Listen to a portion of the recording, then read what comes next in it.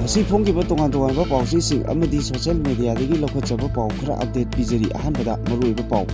Thailand amadi Cambodia ani khut thongnabada 10 sire lakh amarom lanjinakre. Ukraine gi matakta akanba landa chathakre. Bonila cream gi business GP da sebak phaglakle. Rambai Tengol gi korongan kuman amadi PRO ruben mangang kharapunggi update singa loinana. Kuki loop singa MLA khemcham gi thawongbu yaningdaba phongdoknaragli. Mawong amatada ngamkhaiga mantiknaba yaroi saidangbadi saidangba oina leigedabani haina Haumi Youth Front gi maitidagi phongdorakli. Popi thariba mafamsing wa thanaba honari haina Anurag Baspaina phongdokre. Call web ta Manipur yauna yellow alert lakthokre. Manipuri film asi matam chana sumtho hoba changi haina Kulesor gi maitidagi phongdokre. IDP singna yumda hanjinnabagi lengakta thakiba matam numit kunmathini khakta ngaire sangai festival sar yarubada phanglakpa senpam sing IDP singda sinna halu haina Hemant Kumar na phongdokre. Regional political party singi apunba kholau ama lawakpada central government na tuminna leithokun ngamloi haina Hemo Chandra na phongdorakli. Sahi aniga tha taret hanna yengamdraba yum kaya marum hibam sokna leiramba kokomina thengnakre amang ata thokliba singi sang yenglaga sel phanghananaba kokomina Bisnupur gi deputy commissioner da haijakre. Me ahumdagi tolakkiba lan asigi waroisin maitai amadi kuki anigi marata development laknaba sinbana oigadoribara haina haumina hanglali. Bande Mataram amadi Indian Constitution na sagatliba apunbagi sakam asi thabak oina uba phangri haina MP Bimol Agoijamna phongdokre. Bande Mataram gi matangda khanabada pung 10 rom khanakhiba adumak natragasu Manipur gi matangda pung 3 dagina 5 fawbatang matam piba yabani haina phongdokre. Digital Census 2027 gi staff lawnaba ministry na state amasung union territory singa khanghankre. India gi president Draupadi Murmu na Manipur dagi ahum yauna mioi kurumdoina National Handicraft Award pirakre. Hojik pau chandongna pijari Thailand amasung Cambodia gi marakta akanba mongda makhatana khut thoknarakpaga loinana ngasi mioi 10 leikidre nakal animaki mioi lakh amarom hena lanjenaduna leiri report amagi matung ina Cambodia gi maikeida micham taret amasung Thailand gina lanmi ahum sire nakal ani akanba mongda khut thoknarakpadagi mioi lakh amarom hena mayumakai thadoktuna saphagadaba mafamsingda lanjenaduna leiri. Thai army gi statement amagi matung ina hojik phawbada lanmi ahum leikidre ngarang Thai army ama sikibaga loinana ngasi lanmi ani siki. Surin province da chatharakiba attack asi lanmi ama siki atopa amaduna Pribihet temple manakta grenade langsilakpadagi laikidabani Cambodia gi oina akhanaba mafam mangada khundariba mioising saphagadaba mafamsingda thaidokhinaba thorang lokatpa hore. Yumlonaba lebak ani akanba mongda khut thoknarakpadagi Cambodia da education ministry na Thai border manak nakna leiba mafamsingi mahai tampham loisangsingda matam kharagi oina thong lonsinnaba khangankre. Nakal ani ceasefire lauthokraba matungda amuk nahognona khut thoknabagi thodok asi tholakpani. Russia na drone chatruk yangkai humdoi amadi misal yangkai mathoi rom sizinaduna ngarang numidang Ukraine gi tongan mafam singda attack chathakre. Russia gi massive attack aduda Ukraine gi infrastructure kaya amang ata thokibaga loinana thaknamba ising amadi mai phangdabagi awaba chauna mayoknare haina agency gi pawn hairi. Russia gi attack aduda energy gi side amadi railway infrastructure kaya thugaiki. Ngarang gi attack adu Ukraine gi mathakta Russia na chatharakpa nongthaki attack singi manungda khwaidagi nongba oiki. Madudasu natana hojik Ukraine gi negotiator singa US na saugattuna Russia amadi makhoiga soknariba lal adu yasinnabagi pandamgi makada Florida da wari sanaribani. Ukraine gi Air Force na confirm torokpagi matung ina Russia gi maikeidagi missile yangkai mathoi amadi drone chamanga humdoi rom civil energy facility singda target tawduna attack chatharaki. President Zelensky Ukraine gi misam lakh ama hena awa ana tahanbagi damak Russia na attack adu chatharakpani haina Russia bu maral siri. Makatarakpa pauda Kangleipak arangba Thawa Michaki statement amagi matung ina Bonila cream gi business GP da sebak phaglakre. Bonilana Thangal Bazar da Laiba Suro Pharmacy Haina Khangnaba Pharmacy Asidagi Lupa Lak Tara Humdoi Henbagi Benobet N Amadi Medaselic Ointment Peace Lising Kun Mari Sahum Tha Ahumgi Manungda Laikibagi Sening Sing Sebak Palakre Matau Karamna Asuk Yamlaba Hidak Sing Asi Tha Ahumgi Manungda Suro Pharmacy na Bonilada Pirim Libano Haina Wahang Hangnaragli Makatarakpa Pauda Arambai Tingolgi Losing Pore Korongan Makumangi update asumna hari illegal immigrants khandokduna deport tawbaduni marudi natrabadi demographic imbalance thoktuna leiriba sidagi henjin khragadi yalomi pumnamak wagani haina asumna update piri Arambai Tingolgi PRO Robin Mangang Khwarapumgi update tana asumna hari Social media haibasi print media electronic media dagisu hena sathiba kanaba lawba yaba worldwide media makal amani sirage hairasu FB da thagatpa chak haibagisu toilet changbagisu natte kaino tawrisi amuktangdi nungsiba phawrami hanjin sirage charage fairage haidana sum thagalakladi yam yeningdre rasi sungyaw yawdre haitare siningba kayasu sikro chaningbasu charo fainingbasu Pyro Ebida Tagalakano Haina Sumna Sauna update piri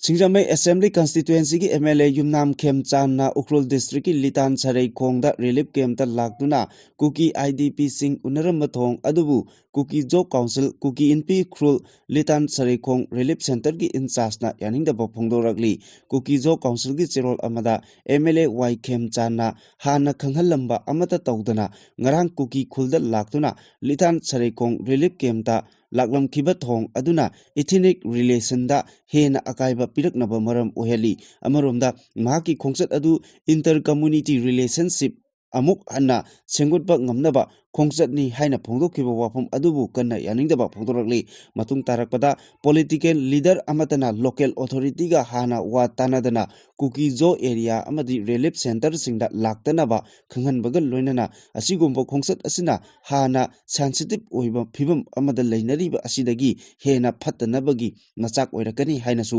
phongdorakli Saraikong relief center na thadorokpa chirol amadasu MLA Y Khem Chana ngarang litan Saraikong relief camp ta mangjongna khanghalamba togdana laklamba adubu kanna yaningdaba phongdorakli khongsat adu Kuki NP Ukhrul KSO Ukhrul Village Authority amasung Youth Club Litan Sarai Khongda mangjongna khanghalamba togdabana MLA gi atenba visit adu makhoigi karigumba hiram amatada mari leinade haina phongdorakli Kuki NP Ukhrul na thadorokpa chirol amadasu MLA Y Khem Channa ahenba security force kayaga loinana Litan Sarai Khong relief camp ta laktuna IDB singa unaduna wari sanaramba thong adu kanna yaningdaba phongdorakli Kuki IDB singbu nungsiba ulamba mawong yaningdaba phongdokladuna irang yamna kanba matam Kuki singbu tamthina khatba mayum thadokduna lanjenaba matam aduda MLA Y Khem Chan kadaide leibage hainasu hanglakli Karigumba hiram amatada Manipur gi ngamkhai ga mantingnaba yaroi sedangmadi sedangba oina leigadabani haina Haumi Youth Front na phongdokre Haumi Youth Front na thadorokpa chirol amada Kukina nongmai kapa lepkhragasu lan loirabara haibasi wahang oide maitaina ngayok chaphu manungda leibagum hingba asi lan asigi warusin oigadoribara katkraba thawaising aduna piramliba paujal karino lan asigi poloi karino oigadori karigumba mawong amatada Manipur gi ngamkhai ga mantiknaba yaroi sedangba oina leigadabani haidi Chirosina Makatana Kumja Lisingama Chamapan Yakai Mathoigi Matamda Niam Kaina Sanglakuna Kundari Basing Maramda Hankinabagi Tosil Paikadabani Nona Sangala Kiba Kulsing Mangan Gadabani Masiga Iroinana Lisingma Chanipan Maripu Darama Thoida Missing Lising Mari Kakta Oiramba Purup Amana Hauzik Lak Ahum Hengalagliba Asi Kadaidagi Lakpano Tidokadabani Haukiba Sahikara Asida Maitei Sing Angang Pokpugi Sang Hantaragliba Asidasu Akanaba Miyeng Sangadabani Myanmar da base tauba lalolup sing Myanmar lengakna ngakpi gani par lengakna yok tuna thamliba asi lekwadabani lalolup sing asina थोकलिबा लान असिदा चावना थौदांग यारी अमदी लालहौ लुपसिंग असिना national highway सिंगदसु अतमनना मैतेदा अपनबा पीबदा नतना मैतेलोन nganglुबा तांगखोल अमदा खुद थारखिबा लैख्रे इरमदम असिदा उमंग कोकथोक्तुना Poppy थारिबसिंग अमदी drug ललोनबगी थबक चथरिबसिंग मतिक चाबा चैराक पीगदबनी मांगनक्रबा उमंगसिंग अमुक हन्ना योखतनबा अखनबा थौसिल पाइखतगदबनी पाकसना उमंग कोकथोरकबा असिना नोंजु थादा तंपाकी lambda इचाव इसिंग इचाव थोकपगी अवाबा तोयना मायोकनरी अमदी अइंगासागी खलदसु अकायबा लागली cookie सिंगना मयुम मै थादोक पीखिबदगी लांजेनदुना हिंगलिबसिंग मसा मसागी युमदा हंजनबा थौसिल पाइखतगदबनी cookie सिंगना मिहात थीना हातपीखरबा मियोयसिंगी अचुंबा vial फंगनगदबनी हाइनसु फोंदोरकली चिरोरसिना मखाताना लेंगाक पाइबदा यावरंबा अमना मणिपुरदा development लाकनबगीदमक Meitei अमदी कुकीगी मरकता unity सागतबा मानबा थवोंग चथरकबा असिना लान असिगी वारुसिन ओइगदौरिबरा कटख्रबा थवाइसिंग अदुना पिरमलिबा पाउजेट असि मसिरा नकल अमरोमदा कुमजा लिसिंग अनि कुलुमदोइगी मे अहुमदगी ममांगदगी कुकी सिंगना थेंखांग नाइना मैतैदा लांदाबगी पारम यातपा हौखी कौनु इमागी लोइसंगदा टेमसिंगनरकबा कौबुरुगी खुबम कन्नबगी वाथोक थांजिंग काबगी मतमदा मैतै सिंगदा टेमसिंगनबा हौखी मसिदा फेडरेशन ऑफ हौमिना मंगजौनना उबगी मियामगी ओइबा इहौ अमा छागतनबा होनदुना लाखी अदुबु मतम कया तांगोय ओलबा अमदी थवाई कया मांगलबा फावबा मियामगी असेंगबा इहौगी ममीदी अमता ताद्री इरैबाक असिदा हौजिक ओइरिबा फिबम असिगा यामना ताइवनबा मोंग अमदा कुमई हराउदा पुनिंग संगदुना हराउ नुंगाइबगी ममीदी चावना तारे सिंगदा नोंमै कापलकपदा तंपाकदा हराउ कुमई तौबा थेंगनखी अगस्त 16 दा इसाईगी कंसर्ट छिंजिनदुना लंदम असिगी चनबिगी वांगमदा हराउ मथोय काबसु उखी नुमित खरगी मोंगदा ममांगदा लोसिनखिबा संगाई फेस्टिवल दसु म्यूजिक फेस्टिवल इरेचा कया अमना आइडेंटिटी सिंगी आईडीपी सिंगी खोलाउगी मायोकदा हराउ मथोय काबो उखी मसिरा इपा इपुना छागलंबा सेमगलंबा अमतो ओइबा कंगलैपाक मसिरा इरमदम असिदा इरमदमगी इहौ छागनबा होनजदुना लाक्लिबा मियोइसिंगदा चावना निंगबा कायबा पोगले हाइनसु फोंदोरकली मणिपुर की सिंगदा पोपी पांबी पाक्तकना थारिबसिंग असि थिंगननाबा मणिपुर लेंगाकी फॉरेस्ट डिपार्टमेंट थबक लोखटपग लोइनना पोपी पांबी थारिबा मफमसिंगदा पाकसना वा पांबी ओइना थानबा होनरी हाइना मणिपुर लेंगाकी principal chief conservator of forest Manipur की अनुराग पासपाइना फोंदोकरे पामिसिंगदा वांगांगलदुना मखाताना हाइबदा मरी लेनबा डिपार्टमेंट की माइकेदगी मतम कया लेप्तना पोपी पांबी थारिबसिंग चेक तौदुना हाइबा मफमसिंग अदुदा पोपी पांबीसिंग मांगहनखरबा मतुंगदा वा पांबीसिंग थाजिन्नबा होनरी खोंथांग असिगी सरुक अमा ओइना हौकिबा सही 2014 15 अमदी 15 फावबदा हाना पोपी पांबी थारंबा लम हेक्टर 495 दा वा पांबी थाजिनबा ngamkhre वा पांबीसिंग असि भेलु वांगबा इंडस्ट्रियल प्लान अमा ओइबगा लोइनना डिपार्टमेंट असिना वा पांबी थाबदा कुमांग चौक्सनबा मियेंग थमदुना चिंगमीसिंगना पोपी पांबी थाबगी महुता वा पांबी थादुना सेंथोक लैबा हेंगल हनगदबनी फॉरेस्ट डिपार्टमेंट स्टेट असिदा लो थुगाइरगा पोपी पांबी थारिबसिंग कुपसेन सेनरी हौकिबा सही फावबदा लम हेक्टर 13 थारंबा पोपी पांबीसिंग मांगनबगी थबक चथकिबगा लोइनना चलिबा सही असिगी डेटा सेम साबा लोइरे हाइरि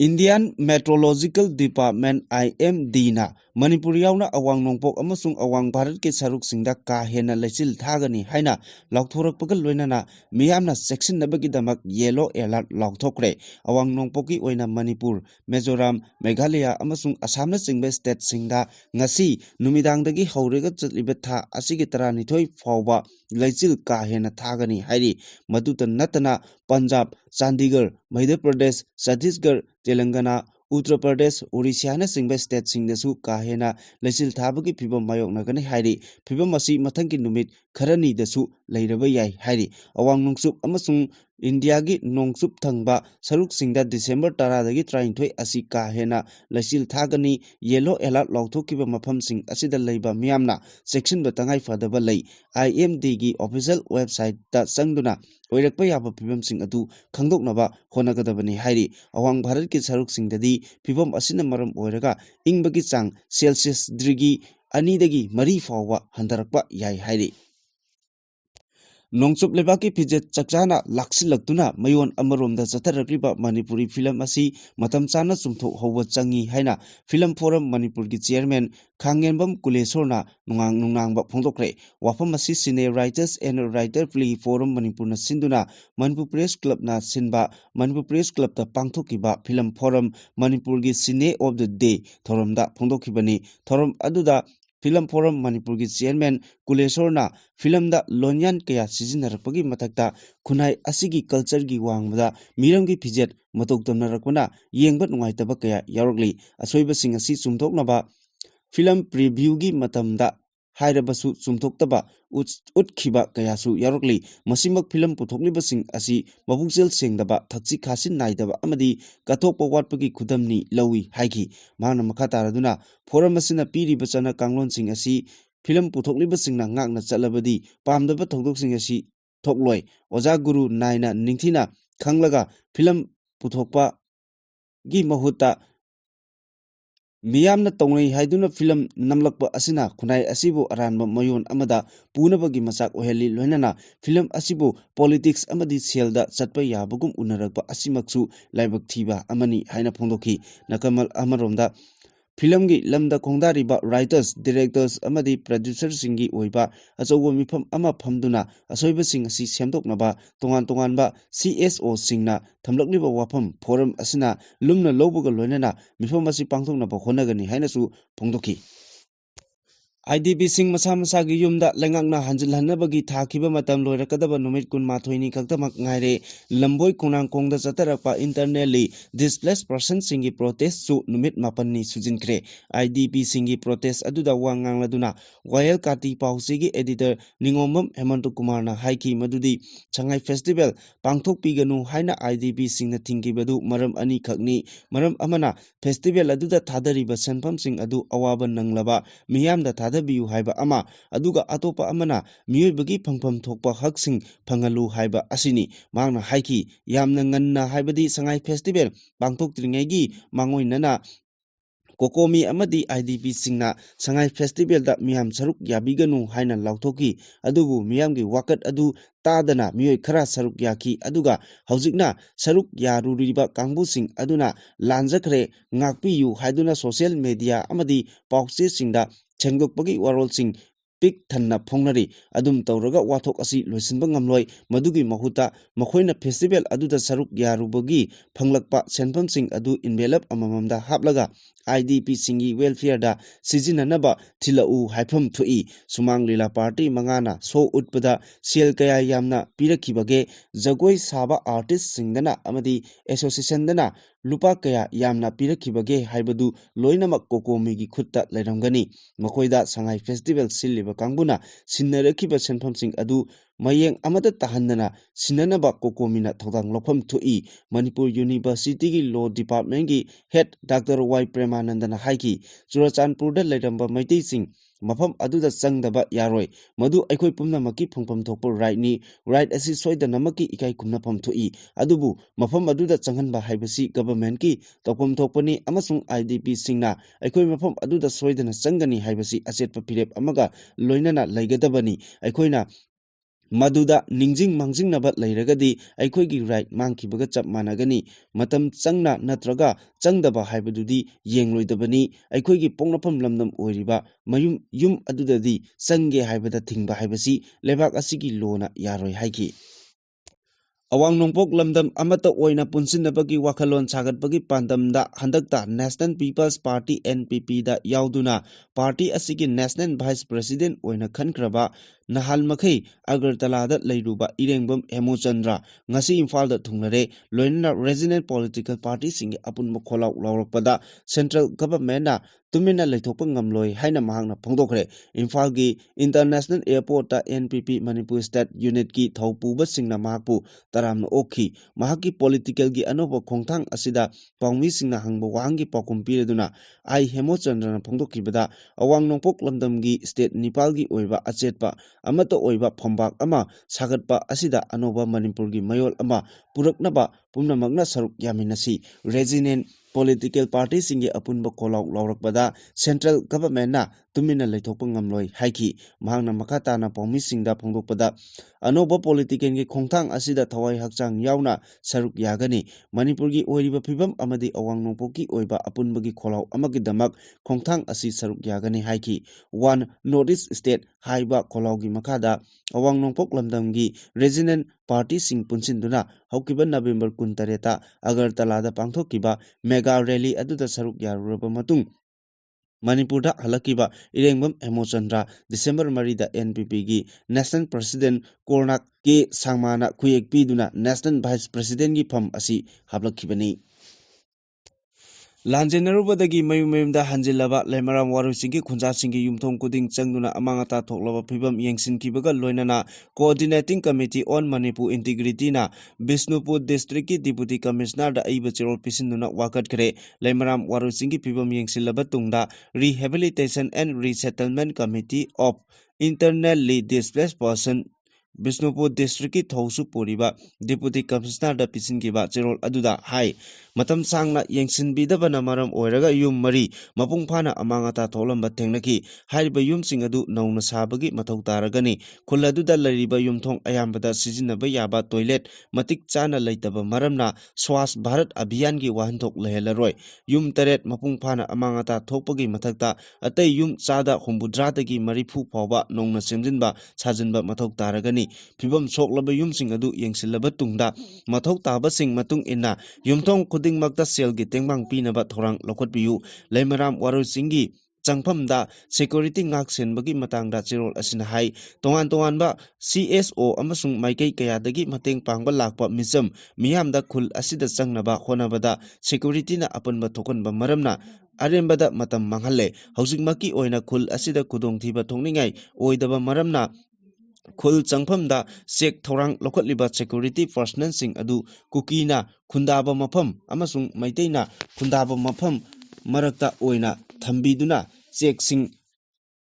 ꯆꯦꯛꯁꯤꯟ ꯊꯧꯔꯥꯡꯁꯤꯡ ꯂꯧꯈꯠꯄꯤꯌꯨ ꯈꯨꯜꯒꯤ ꯆꯪꯐꯝꯗ ꯁꯦꯀ꯭ꯌꯨꯔꯤꯇꯤ ꯄꯔꯁꯅꯦꯜ ꯃꯁꯤꯡ ꯌꯥꯝꯅ ꯊꯝꯕ ꯃꯔꯝꯅ ꯈꯨꯟꯖꯥꯁꯤꯡ ꯆꯪꯊꯣꯛ ꯆꯪꯁꯤꯟ ꯇꯧꯕꯗ ꯆꯥꯎꯅ ꯑꯋꯥꯕ ꯃꯥꯌꯣꯛꯅꯔꯦ ꯃꯔꯛ ꯑꯁꯤꯗ ꯆꯦꯔꯣꯜꯁꯤꯅ ꯍꯥꯏ ꯀꯣꯀꯣꯃꯤꯅ ꯃꯐꯝ ꯑꯗꯨꯒꯤ ꯐꯤꯚꯝ ꯌꯦꯡꯁꯤꯟꯕ ꯆꯠꯄꯗ ꯁꯦꯀ꯭ꯌꯨꯔꯤꯇꯤꯒꯤ ꯑꯣꯏꯕ ꯃꯔꯝꯗꯒꯤ ꯃꯇꯝ ꯁꯥꯡꯅ ꯈꯨꯜꯗ ꯆꯪꯕ ꯌꯥꯈꯤꯗꯦ ꯈꯨꯟꯖꯥꯁꯤꯡ ꯑꯃꯁꯨꯡ ꯃꯇꯦꯡ ꯄꯥꯡꯕ ꯂꯥꯛꯄꯁꯤꯡꯗ ꯊꯦꯡꯅꯔꯤꯕ ꯈꯨꯗꯣꯡꯆꯥꯗꯕꯁꯤꯡ ꯑꯁꯤ ꯀꯣꯛꯍꯟꯅꯕ ꯑꯈꯟꯅꯕ ꯊꯧꯔꯥꯡ ꯑꯃ ꯂꯧꯈꯠꯄꯤꯌꯨ ꯄꯟꯕ ꯌꯥꯕꯗꯤ ꯀꯥꯡꯂꯨꯞꯀꯤ ꯏꯔꯥꯡꯅ ꯃꯔꯝ ꯑꯣꯏꯔꯒ ꯆꯍꯤ 2 ꯃꯈꯥꯏ ꯍꯦꯟꯅ ꯂꯥꯟꯖꯦꯟꯅꯔꯨꯔꯕ ꯂꯩꯃꯔꯥꯝ ꯋꯥꯔꯣꯏꯆꯤꯡꯒꯤ ꯈꯨꯟꯖꯥꯁꯤꯡ ꯑꯁꯤ ꯊꯥ ꯑꯁꯤꯒꯤ ꯑꯍꯥꯟꯕ ꯆꯌꯣꯜꯗꯒꯤ ꯂꯩꯉꯥꯛꯀꯤ ꯑꯈꯟꯅꯕ ꯊꯧꯔꯥꯡ ꯑꯃꯒꯤ ꯃꯈꯥꯗ ꯃꯁꯥ ꯃꯁꯥꯒꯤ ꯌꯨꯝꯗ ꯍꯟꯖꯤꯟꯕ ꯍꯧꯈ꯭ꯔꯕꯅꯤ ꯃꯇꯝ ꯁꯥꯡꯅ ꯌꯦꯡꯁꯤꯟꯕꯤꯗꯕ ꯃꯔꯝꯅ ꯌꯨꯝ ꯑꯌꯥꯝꯕ ꯐꯤꯚꯝ ꯁꯣꯛꯂꯝꯕ ꯂꯣꯏꯅꯅ ꯅꯧꯅ ꯑꯃꯨꯛ ꯁꯥꯕꯒꯤ ꯃꯊꯧ ꯇꯥꯕ ꯌꯨꯝ ꯀꯌꯥꯃꯔꯨꯝꯁꯨ ꯌꯥꯎꯍꯧꯔꯤ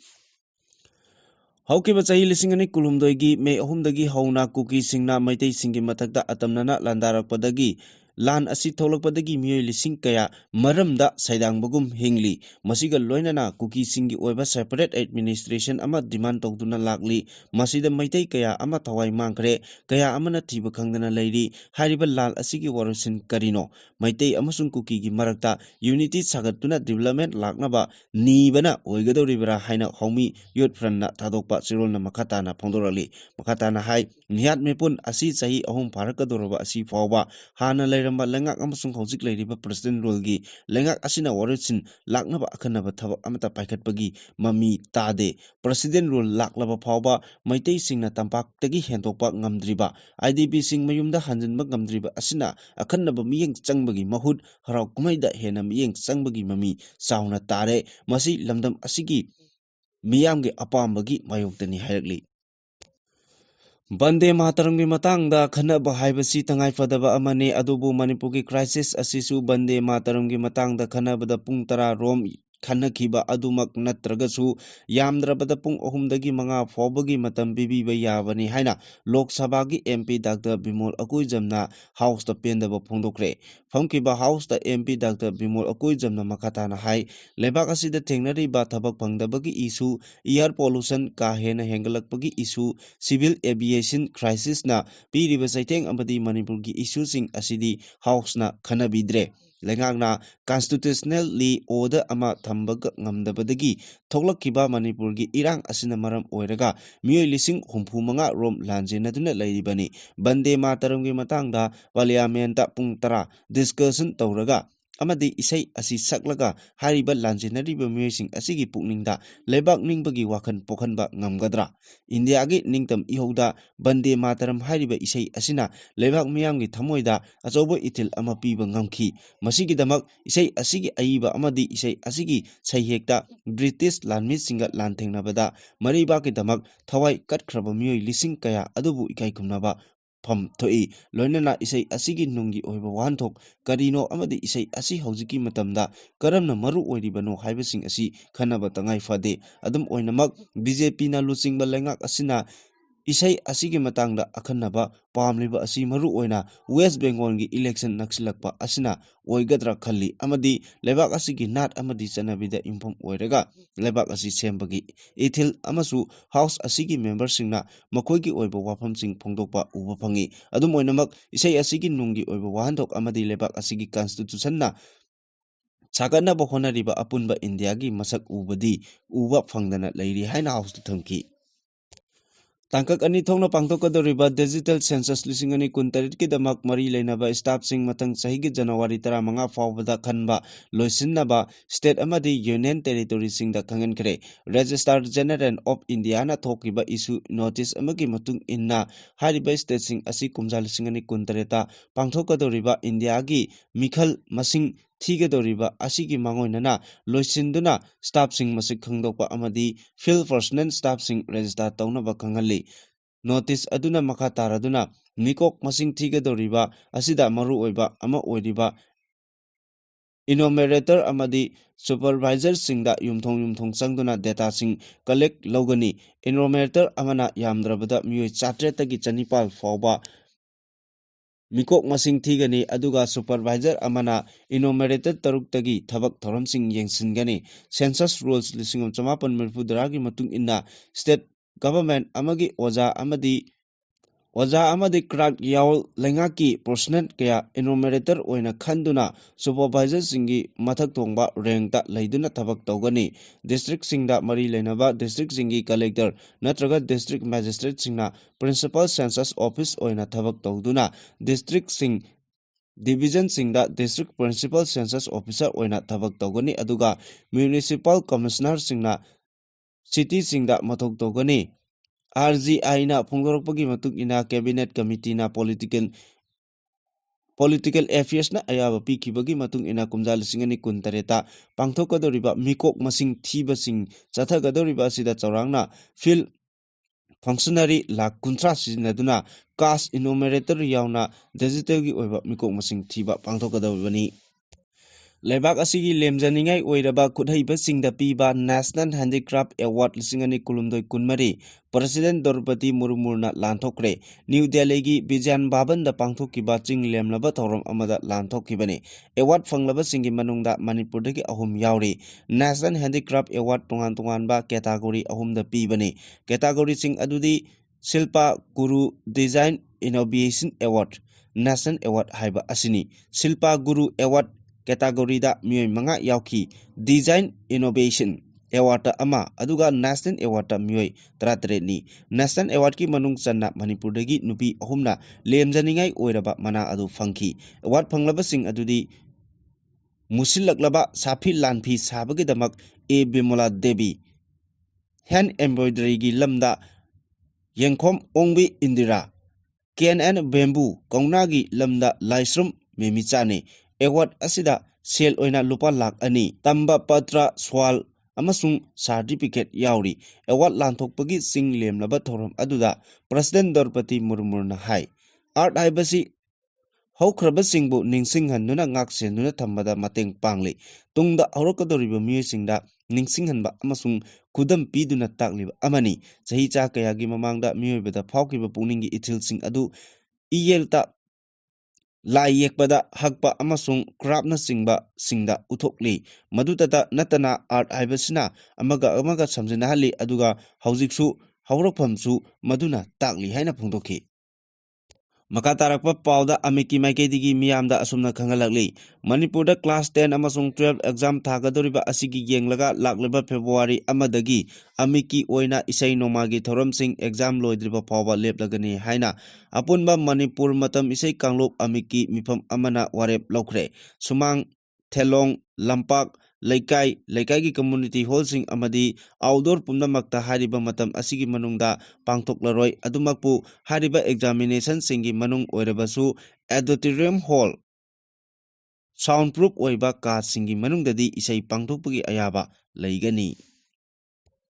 Makha tarakpa aroiba pauda December 10 na lakpada anoba thonana mangjil thaduna ningtamba Manipur malemgi lebak singi manungda tinba ngamnaba lanjang ama miyamna changsinba ngamba oirasanu haina korkomna miyamda phongdorakli December 10 na lakpada anoba thonana mangjil thaduna ningtamlaba malemgi lebak miyamgi manungda Manipur su tinba ngamnaba hanba leitana lanjang ama Manipur phurup miyamna changsinba ngamba oirasanu haina publicity committee korkomna thadorokpa chirol amana hairi Cherol asina makhatana hai December 10 asi 1994 da malemgi puwarida mutnaidana leihoragdaba malemgi miyamgi hak kanba numit haina saphongkiba numitni ngasi sahi humbudra taruk mafung phare 1994 ngakpigani 94 gi December 10 da United Nations Organization gi General Assembly na Universal Declaration of the Human Right chanare haina lokthораktuna December 10 asibu sanagi mayekna iduna thamlambagi puwari ama semki